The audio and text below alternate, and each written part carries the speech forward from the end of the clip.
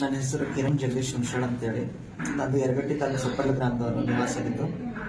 ನಿನ್ನೆ ದಿನ ಮಧ್ಯಾಹ್ನ 2 ಗಂಟೆ 10 ನಿಮಿಷ ಟೈಮಲ್ಲಿ ನನ್ನ ಸ್ನೇಹಿತನ ಮದುವೆಗೆ ಹೋಗಿದ್ದೆ, ರತ್ನಸಿಂಗಂ ರೆಸಿಡೆನ್ಸಿ ಗೋಕಾಕ್ ರೋಡ್ ಹತ್ರ.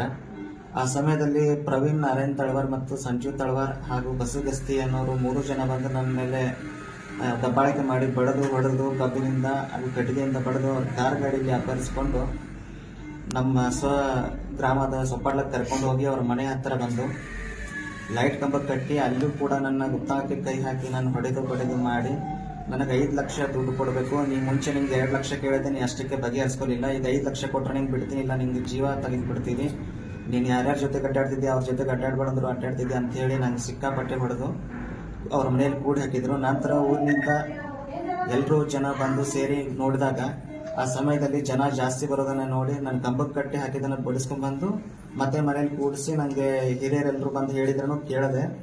ಅವಾಗ ಪೊಲೀಸ್ ಅವ್ರಿಗೆ ಯಾರೋ ಇನ್ಫಾರ್ಮ್ ಮಾಡಿದ್ರು ಗೊತ್ತಿಲ್ಲ, ಪೊಲೀಸ್ ಅವ್ರು ಬಂದು ಮಾಡಿ ಸರ್ ಮತ್ತು ಸಣ್ಣಗೆ ಸರ್ ಬಂದು ನಾನು ಬಿಡಿಸ್ಕೊಂಡು ಹೋಗಿ ಮತ್ತೆ ನನ್ನ ಸೊಪ್ಪಟ್ಲದಿಂದ ಯರಗಟ್ಟಿಗೆ ಕರ್ಕೊಂಡು ಹೋಗಿ ಅಲ್ಲಿ ಗೌರ್ಮೆಂಟ್ ಹಾಸ್ಪಿಟಲ್ಲಿ ಚಿಕಿತ್ಸೆ ಕೊಡಿಸಿ ನನ್ನ ಮುಂದಿನ ಚಿಕಿತ್ಸೆಗೋಸ್ಕರ ಅಂತೇಳಿ ನಂಗೆ ರೆಫರ್ ಮಾಡಿ ಗೋಕಾಕ್ ಗೌರ್ಮೆಂಟ್ ಹಾಸ್ಪಿಟ್ಲಿಗೆ ಕಳಿಸಿದ್ರು.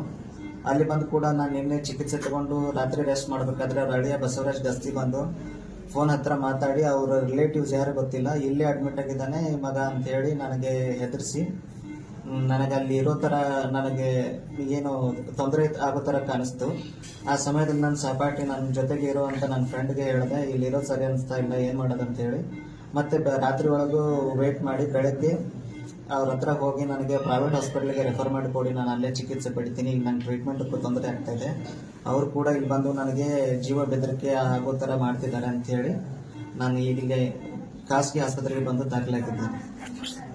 ಈ ಹಿಂದೆ ಕೂಡ ನನ್ನ ಮೇಲೆ ಅನೇಕ ಬಾರಿ ಅವನು ಅವಾಚ್ಯ ಶಬ್ದಗಳಿಂದ ಬೈದು ಮತ್ತೆ ಅಲ್ಟ್ರಾಸಿಟಿ ಮಾಡ್ತೇನೆ ಅಂತ ಹೇಳಿ ನನ್ನ ಮೇಲೆ MLC ಮಾಡಿಸಿ ಕೇಸ್ ಮಾಡಕ್ಕೆ ಹೊರಟಿದ್ರು. ಆ ಸಮಯದಲ್ಲಿ ನಮ್ಮ ಊರಿನ ಹಿರಿಯರಾಗಿರ್ತಕ್ಕಂಥ ಹೇಮರೆಡ್ಡಿ ಹೊನ್ಗಲ್ ಹಾಗೂ ಈಶ್ವರ್ ಗೌಡರವರು ಕೂಡಿ ನನ್ನ ಸ್ಟೇಷನ್ ಹತ್ರ ಹೊರಗಡೆ ಕರೆಸಿ ಇಲ್ಲ ಏನಾದರೂ ಆಗಲಿ ಕೇಸೆಲ್ಲ ಮಾಡೋದು ಸರಿ ಅನ್ಸಲ್ಲ ಅಂತೇಳಿ ನನಗೆ 40,000 ರೂಪಾಯಿ ದುಡ್ಡು ಕೊಡಿಸಿ ಅವಾಗ ಬಗೆಹರಿಸಿದ್ರು. ಅದಾದರೂ ಕೂಡ ನನಗೆ ಆಮೇಲೆ ಮತ್ತೆ 2 ಲಕ್ಷ ರೂಪಾಯಿ ಡಿಮ್ಯಾಂಡ್ ಇಟ್ಟವನು, ಇಲ್ಲ ನೀನು ದುಡ್ಡು ಕೊಡಲಿಲ್ಲ ಅಂತಂದರೆ ನೀನು ಬಿಡೋದಿಲ್ಲ ಅಂತೇಳಿ. ಆಮೇಲೆ ನಮ್ಮದು 2 ಲಕ್ಷ ರೂಪಾಯಿ ಕೊಡೋಕ್ಕಾಗಲ್ಲ ಅಂತಂದಾಗ ನನ್ನ ಸ್ವಂತ ಮನೆ ಇರೋದನ್ನು ಕೆಡವಿದ ಮೇಲೆ ಆ ಮನೆ ಕಟ್ಟೋಕ್ಕೆ ನನಗೆ ಫೇಕ್ ಡಾಕ್ಯುಮೆಂಟ್ಸ್ ಎಲ್ಲ ಕ್ರಿಯೇಟ್ ಮಾಡಿ ನನಗೆ ಮತ್ತೆ ಮನೆ ಕಟ್ಟೋದಾದರೆ ನೀನು 2 ಲಕ್ಷ ಕೊಡಲೇಬೇಕು, ಇಲ್ಲ ಅಂತಂದರೆ ಇಲ್ಲ ಅಂತಂದಾಗ ಅವಾಗಂತೂ ಹಿರೇತನ ಆಯಿತು. ಆ ಟೈಮಲ್ಲೂ ನನಗೆ 3 ಜನ ಫ್ರೆಂಡ್ಸ್ ಇದ್ದರು, ಹಂಗೆ ಮಾಡಬೇಡ ಪ್ರವೀಣ, ಅವ್ರಿಗೆ ಯಾರೂ ಇಲ್ಲ, ನೀನು ದುಡ್ಡು ಕೇಳಬೇಡ ಅಂತಂದಾಗ ಇಲ್ಲ ನನಗೆ 2 ಲಕ್ಷ ಕೊಟ್ಟರೆ ಮಾತ್ರ ಬಿಡ್ತೀನಿ, ಇಲ್ಲ ಬಿಡೋದಿಲ್ಲ ಅಂತೇಳಿ ನಂಗೆ ಅವಾಗಲೂ ಕೂಡ ಆವಾಜ್ ಹಾಕಿ ಆಮೇಲೆ ನನ್ನ ಮೇಲೆ ಅಲ್ಟ್ರಾಸಿಟಿ ಕೇಸ್ ಮಾಡಿದ್ದಾರೆ. ನಾನು ಕೂಡ ಹಿಂದೂ ಲಿಂಗಾಯತ್ ಜಾತಿ ಹೊಂದಿದ್ದು ನನಗೆ ಅವರ SC ಕುಟುಂಬ ಸಮಾಜದಲ್ಲಿ ನನಗೆಲ್ಲರೂ ಚೆನ್ನಾಗಿ ಒಂಥರ ನನ್ನ ಮೇಲೆ ಪ್ರೀತಿ ಭಾವನೆ ಒಳ್ಳೆಯ ಭಾವನೆಯಿಂದ ಇದ್ರೂ ಕೂಡ ಈ ವ್ಯಕ್ತಿ ಮಾತ್ರ SC ಕುಟುಂಬದಾಗಿರ್ತಕ್ಕಂಥ ಪ್ರವೀಣ್ ನಾರಾಯಣ್ ತಳವಾರ್ ಮಾತ್ರ ನನಗೆ ಈ ಥರ ತೊಂದರೆ ಕೊಡ್ತಾ ಇದ್ದು. ಇದು ಅನೇಕ ಬಾರಿ ಊರಿನಲ್ಲಿ ಘಟನೆಗಳು ಕೇಳಿ ಬಂದಿದ್ದಾವೆ. ಸೊಪ್ಪಳ್ಳ ಗ್ರಾಮ ಪಂಚಾಯತಿ ನಾನು ಸದಸ್ಯನಾಗಿದ್ದು ಈ ಮುಂಚೆ ಕೆಲಸ ಮಾಡುವ ಕಾರ್ಯಗಳಲ್ಲೂ ಕೂಡ ನನಗೆ ಇಂತಿಷ್ಟು ದುಡ್ಡು ಕೊಡಲೇಬೇಕು ಅಂತೇಳಿ ಈಗಾಗಲೇ ನನ್ನ ಹತ್ರ ಸುಮಾರು ಸಾರಿ ಆ ಥರ ಮಾಡಿ ಒಂದ್ಸಾರಿ ದುಡ್ಡು ಕೂಡ ಇಸ್ಕೊಂಡಿದ್ದಾನೆ.